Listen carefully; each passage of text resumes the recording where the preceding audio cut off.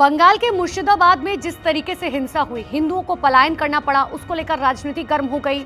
राजनीति के साथ साथ सियासी पारा चढ़ गया। ममता बनर्जी ने योगी आदित्यनाथ पर वार किया, योगी आदित्यनाथ ने खुद उनके ऊपर वार किया। नेशनल ह्यूमन राइट कमीशन की टीम जो है वो मुर्शिदाबाद पहुंच चुकी है।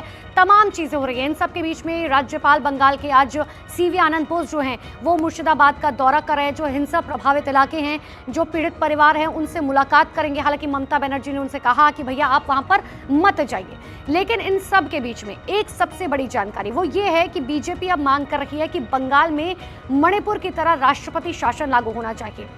अब आप क्या ये जानते हैं कि आप सभी ने जो है कई बार सुना होगा कि भाई राष्ट्रपति शासन लग जाए, राष्ट्रपति शासन लग जाए। कई बार देश में पहले लगा भी है, इसका गलत इस्तेमाल भी किया गया है। लेकिन क्या आप जानते हैं राष्ट्रपति शासन होता क्या है? आज मैं आपको बहुत क्लियर और बहुत आसान शब्दों में समझाती हूँ कि राष्ट्रपति शासन क्या होता है।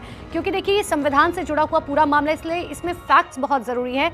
मैं आपको बताती हूँ राष्ट्रपति शासन क्या होता है। दरअसल कोई भी ऐसा राज्य मान लीजिए जहां का संवैधानिक व्यवस्था टूट जाती है, कोई भी राज्य है, या बंगाल की अभी अब मैं बात कर लूं, क्योंकि अगर कोई राज्य सरकार है जिसके पास संविधान के मुताबिक वो काम नहीं कर पा रही है, क्योंकि बार बार बीजेपी आरोप लगा रही है कि ममता बनर्जी जो है वो संविधान के हिसाब से काम नहीं कर रही है, तो कोई भी राज्य जिसकी संवैधानिक व्यवस्था टूट जाती है, वो संविधान के हिसाब से काम नहीं कर पा रहा, तो केंद्र सरकार यानी कि सेंट्रल गवर्नमेंट जो है वो इसमें हस्तक्षेप करती है। सेंट्रल गवर्नमेंट जो इसमें इंटरफेयर करती है और इस दौरान राज्य की विधानसभा को यानी कि जो वहाँ की विधानसभा होती है उसे या तो भंग कर दिया जाता है या निलंबित कर दिया जाता है। यानी कि वहाँ की विधानसभा, मान लीजिए बंगाल में अगर राष्ट्रपति शासन लगाया जाता है तो बंगाल की जो तत्कालीन विधानसभा है उसे पूरी तरीके से या तो भंग कर दिया जाएगा या तो फिर उसे निलंबित कर दिया जाएगा। यानी कि कोई भी जो है वहाँ पर मान्य नहीं रहेगा और तुरंत वहाँ पर राष्ट्रपति शासन लागू हो जाएगा और वहाँ पर जो भी फैसले होंगे,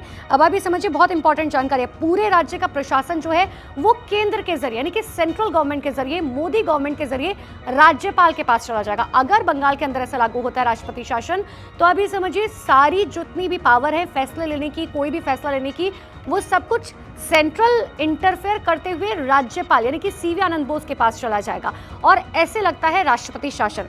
अब राष्ट्रपति शासन के लिए हमारा संविधान क्या कहता है?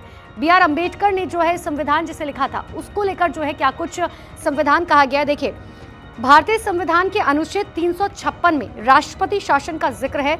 इसको लागू करने के लिए कुछ कारण दिए गए, यानी कि किस आधार पर इसे लगाया जा सकता है, एक एक करके मैं आपको समझाती हूँ।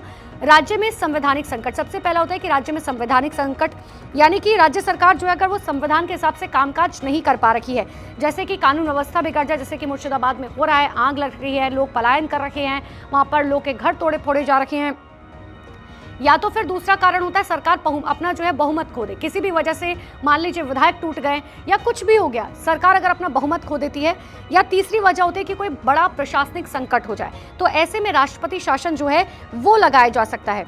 इतना ही नहीं, राज्यपाल की रिपोर्ट यानी कि सीवी आनंद बोस, अगर मान लीजिए राज्यपाल को ये लगता है कि राज्य में हालात काबू में नहीं है, फॉर एग्जाम्पल आप ले लीजिए राज्यपाल सीवी आनंद बोस, अगर ये मान लेते हैं या एक रिपोर्ट पेश करते हैं केंद्र सरकार के सामने कि बंगाल के अंदर हालात जो हैं वो आउट ऑफ द कंट्रोल हो चुके हैं, तो ऐसे में राष्ट्रपति शासन की सिफारिश की जा सकती है केंद्र को और फिर केंद्र डिसाइड करेगा कि राष्ट्रपति शासन लगाना है या नहीं लगाना है।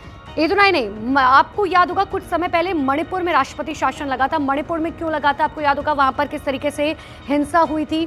2023 में मैतेई और कुकी समुदाय के बीच में हिंसा हुई थी और ठीक इसी वजह से 250 ज्यादा लोग मारे गए थे, जिसके बाद वहां पे जो मुख्यमंत्री थे, तत्कालीन मुख्यमंत्री बीरेंद्र सिंह, उनकी तरफ से इस्तीफा दिया गया और उसके बाद केंद्र सरकार की सिफारिश पे, क्योंकि जाहिर सी बात है कोई नया मुख्यमंत्री नहीं चुन पाई थी सरकार, और उन्होंने तुरंत वहां पर राष्ट्रपति शासन लगा दिया, जिसके बाद ये हुआ कि राष्ट्रपति शासन लगते ही वहां पर शांति व्यवस्था कायम करने की कोशिश की गई। यहाँ से अर्धसैनिक बल जो है वो वहां पर तैनात किया गया और पूरी कोशिश की गई कि आखिर राष्ट्रपति शासन लगाया जाए।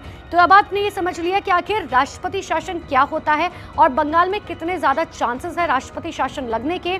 इस वीडियो को ज्यादा शेयर कीजिए, क्योंकि लोग ये नहीं जानते हैं कि राष्ट्रपति शासन का जिक्र तो होता है, लेकिन आखिर राष्ट्रपति शासन क्या होता है। जी न्यूज़।